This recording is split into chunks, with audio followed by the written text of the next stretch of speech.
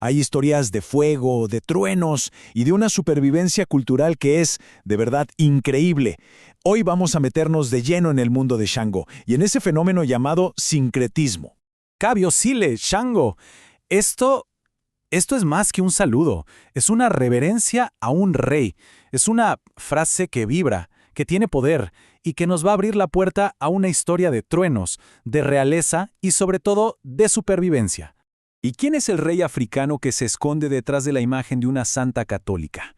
Bueno, esa es la gran pregunta que vamos a responder. Y les adelanto algo. El misterio revela una de las historias de resiliencia cultural más pero más fascinantes que se puedan imaginar. Ok, para entender todo este asunto tenemos que empezar por el principio. Nuestro viaje arranca en África Occidental. Ahí vamos a conocer al Rey del Rayo, que es sin duda una de las deidades más vibrantes y complejas de todo el panteón yoruba.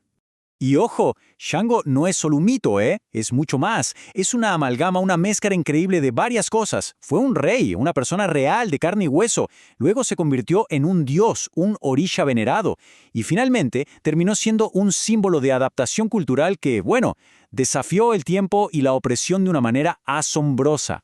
Entonces, para poder entender al dios, primero hay que conocer al hombre. Y la historia de ese hombre comienza en un trono, como el rey de un imperio verdaderamente poderoso.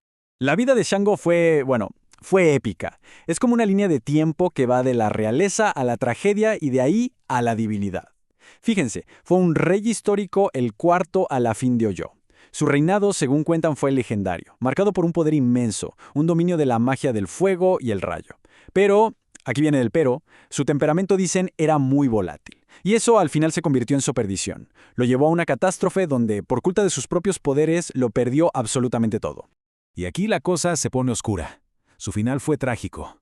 La leyenda dice que, completamente abrumado por el dolor y la culpa, huyó y se quitó la vida. Un final terrible. Pero ¿saben qué? La historia no termina ahí, para nada. De hecho, es justo en este punto de oscuridad donde nace el verdadero mito. Porque sus seguidores, ellos simplemente se negaron a aceptar esa versión de la historia. Obara Koso, proclamaron, una frase que significa «el rey no se ahorcó». Para ellos, la historia era otra. Creían que no había muerto, sino que se había transformado, que había ascendido para convertirse en algo mucho, mucho más grande. Y así, de esa manera, el rey mortal se convierte en el orisha inmortal. Shango asciende a los cielos para gobernar el trueno, para impartir justicia y para ser la encarnación misma de la fuerza y la virilidad. Pero su historia, su viaje, estaba lejos de terminar. Ahora venía una nueva etapa, una etapa brutal en la historia de la humanidad que lo iba a llevar a cruzar el océano. Y allá, del otro lado, su propia existencia como deidad estaría en peligro. Imaginen la situación. Durante la trata transatlántica de esclavos, a los africanos que llegaban a lugares como el Caribe o Brasil se les prohibía todo. Y eso incluía adorar a sus dioses. Sus orishas, que eran su conexión con su tierra, con su identidad, de repente tenían que desaparecer o esconderse. Entonces, la pregunta es inevitable. ¿Cómo sobrevive un rey, un dios, un orisha, cuando adorarlo es literalmente un crimen? Bueno, la respuesta es un acto de puro genio espiritual. Y aquí es donde entra la magia del sincretismo. ¿Qué hicieron? Encontraron un reflejo de su rey en una figura que sus opresores sí aceptarían, Santa Bárbara, una santa católica. Y fíjense en las conexiones, porque son asombrosas. Donde Santa Bárbara tiene una espada, Shango tiene su hacha de poder. El elemento de ambos es el rayo. De hecho, Santa Bárbara es protectora contra las tormentas. Los colores, rojo y blanco para los dos. E incluso la historia. Un rey guerrero por un lado y una mártir encerrada en una torre que se puede ver como un castillo por el otro. Las piezas encajaban. Y este es el punto clave, lo más importante de todo. No fue un reemplazo, no es que dejaran de creer en Shango. Fue una máscara, un disfraz perfecto. Mientras rezaban públicamente a la santa para que todos los vieran, en sus corazones, en secreto, el poder del rey guerrero africano seguía latiendo con fuerza.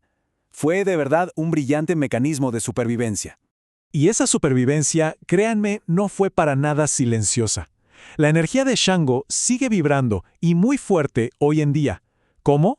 A través de sus símbolos, de sus colores y sobre todo a través del latido inconfundible de los tambores. Hablemos de sus símbolos, que son muy directos. muy poderosos. Primero el Oshé, que es su hacha de doble filo. Luego sus colores, el rojo y el blanco, que son clave. Su poder, por supuesto, es el control sobre el rayo. Y su instrumento, su voz, son los tambores bata. Y estos colores no son al azar, para nada. Tienen un significado profundo. El rojo es pura intensidad, es la pasión, es la sangre, es el fuego. Y el blanco, bueno, el blanco es el equilibrio, es la sabiduría, la pureza, todo lo que se necesita para manejar esa intensidad del rojo. Y los tambores bata. Shango es el dueño de estos tambores. Pero no son solo instrumentos de música, son mucho más que eso. Son un puente, un verdadero lenguaje sagrado que sirve para comunicar el mundo de los hombres con el de los dioses. De hecho, cuando uno los escucha, puede casi sentir la energía de Shango.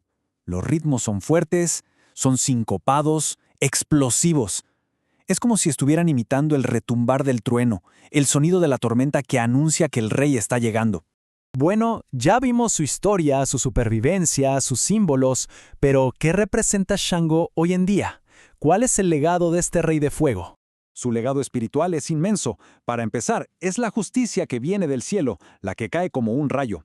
Es el protector del hogar, es la fuerza que ayuda a superar obstáculos que parecen imposibles. Pero también exige inteligencia y, por encima de todo, buen carácter. Esto se conoce como Iwa Pelé, y es la idea de que el verdadero poder no está en la fuerza bruta, sino en tener un carácter íntegro. Y de aquí podemos sacar dos lecciones importantísimas. Su propia tragedia como rey nos enseña algo muy claro. El poder, sin control, sin responsabilidad, es destructivo. Y por otro lado, su ascenso como orisha nos muestra que la verdadera victoria no se mide en cuántas batallas se ganan, sino en la fortaleza del carácter. Y nos queda una última reflexión, un pensamiento para cerrar todo este recorrido. La historia de Shango, escondido en Santa Bárbara, es una prueba increíble de supervivencia cultural, oculta a plena vista. Y esto nos deja pensando, ¿qué otras historias de resiliencia, igual de asombrosas, se esconden así, a nuestro alrededor, esperando que alguien se dé cuenta y las descubra?